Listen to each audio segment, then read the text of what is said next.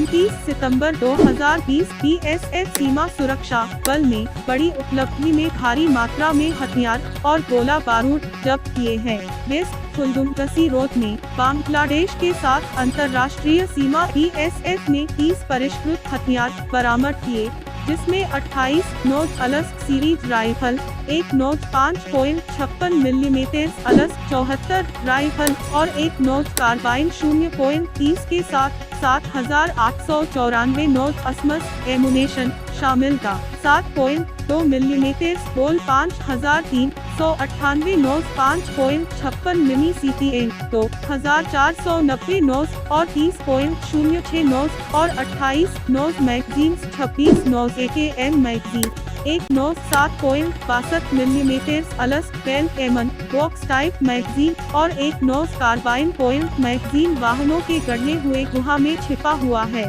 प्रारंभिक पूछताछ के दौरान 3 पकड़े गए व्यक्तियों ने अपनी पहचान का पता लालहुन झाउवा उम्र 56 वर्ष के बेटे के रूप में थांगछुनका गांव चलचलन थाना बवनकेन जिला आइजोल, वनलालुरुता 25 साल के सोन ऑफ थानगलरा गांव रामहलुन साउथ थाना बवनकेन जिला आइजोल,